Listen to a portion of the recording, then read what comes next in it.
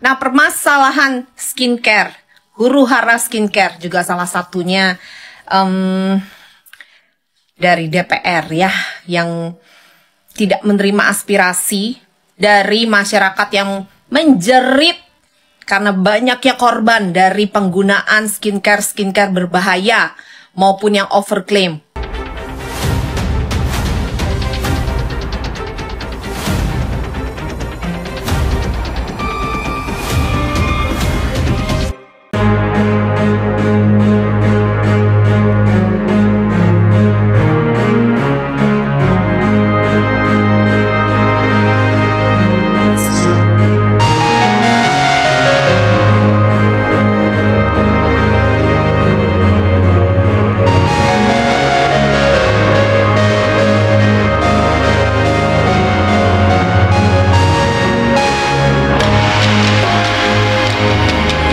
Siapa yang sebenarnya menjadi dalang utama? Bagaimana rangkaian konflik ini bisa terbentuk? Inilah awal mula huru hara besar yang mengguncang dunia skincare di Indonesia.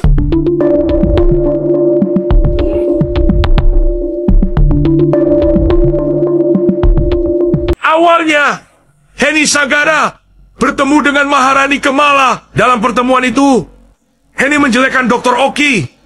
Motifnya jelas, Dr. Oki berhenti membeli produk dari pabrik milik Henny setelah produk tersebut terbongkar, bermasalah overclaim, dan bahkan mengandung merkuri. Menurut investigasi dokter detektif, kasus serupa pernah terjadi pada Mira Hayati yang masuk penjara karena produknya terbukti berbahaya. Dijatuhkan pidana oleh kalian terdakwa pidana penjara selama 10 bulan. Produk itu diproduksi di pabrik Henny. Kesaksian dari Melvina Husyanti, pemilik Daviena, semakin memperkuat bahwa pabrik Henny memang menjadi sumber skincare bermasalah. Salah satu pabriknya pabrik Henny Sagara. Pabrik Henny Sagara, tetapi pada saat bermasalah produk saya dicabut, PO-nya tidak terlihat oleh pihak pabrik. Saya langsung menarik dan mengirim sudah menggantikan dengan sejumlah uang. Namun, Maharani justru memainkan peran ganda. Ia menyebarkan cerita bahwa Henny menjelekkan Dr. Oki.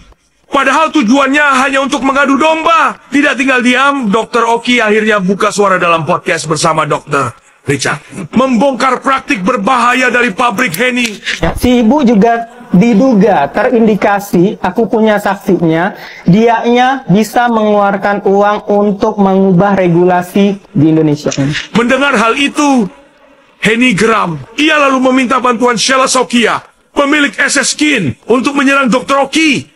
Sheila melancarkan propaganda dengan menggerakkan demo bayaran di klinik Dr. Oki. Kemudian, Nikita Mirzani, sahabat Dr. Oki, ikut terseret dalam kasus.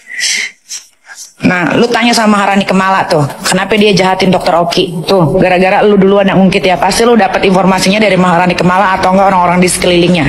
Nah, lu sama tuh jahatnya ya. Lu sama jahatnya. Lu juga sama jahatnya sama si Henny Sagara ya. Lu berkawan deh, lu berkawan tuh, 3 serangkai lo, 3 serangkai. Disinilah Maharani masuk lagi. Ia memanfaatkan situasi untuk ikut andil, menjebloskan Nikita Mirzani karena memiliki dendam pribadi. Secara keseluruhan, langkah Maharani terlihat jelas menciptakan kekacauan di industri skincare, membiarkan kompetitor jatuh, lalu muncul sebagai pihak yang seolah bersih. Pada saat dunia skincare sedang kacau, Maharani meluncurkan produk baru dan membuka pabrik baru. Publik pun menganggap produk Maharani aman dan tanpa masalah. Padahal strategi ini dibangun dari runtuhnya para pesaing. Kesimpulannya, Maharani Kemala adalah dalang utama keruhnya dunia skincare Indonesia.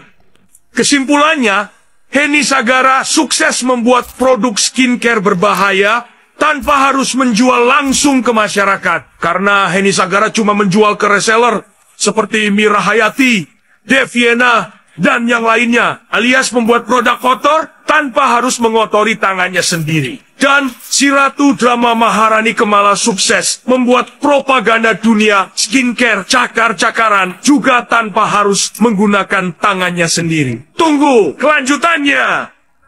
Nah, permasalahan skincare, huru hara skincare juga salah satunya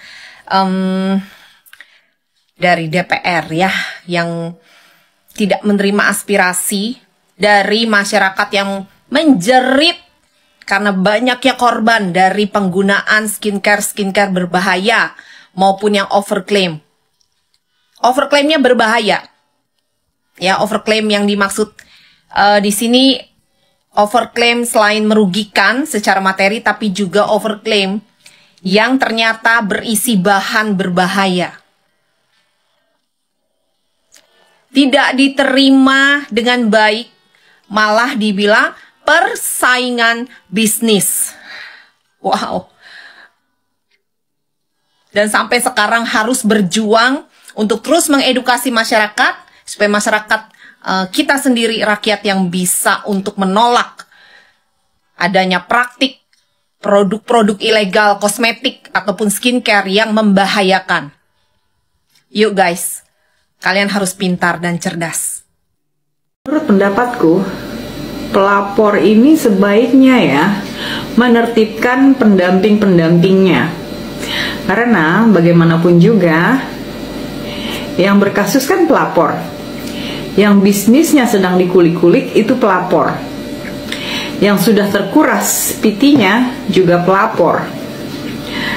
Tapi pendamping pelapornya lagaknya kayak yang punya dunia. Terutama you know lah, yang namanya nggak bisa disebut ya, kita sebut saja Voldemort. Itu lagaknya kayak yang punya dunia, bacotnya kosong. Pendamping-pendamping lainnya nih, dayang-dayangnya, terutama yang suka komal, cuma berbalas bacot.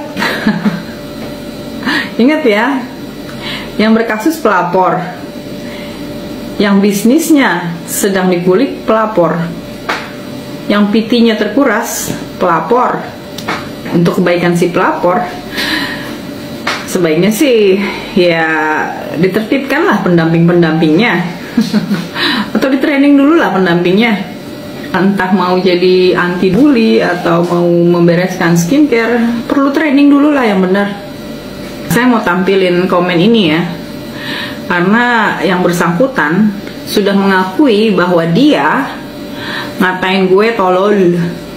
Dia sendiri loh ngatain gue tolol. Gimana duta anti bully? Sebaiknya sebelum Anda berkampanye keluar, kampanye dulu lah di lingkungan Anda sendiri. BTW, gue udah dapet ya rekaman lengkap dari Koma waktu itu. Ini yang dia ngatain gue tolol. Dedi Setiawan gelisah banget. Widih, lagi santai kawan. Gila, JPU ini cakep banget ya. Cakep tapi ngeselin cok, sumpah. Kok ada ya JPU yang ngeselin kayak gini? Aneh banget sumpah. Ini itu tuh lihat tuh. Ya Allah mbak, kok bisa-bisanya?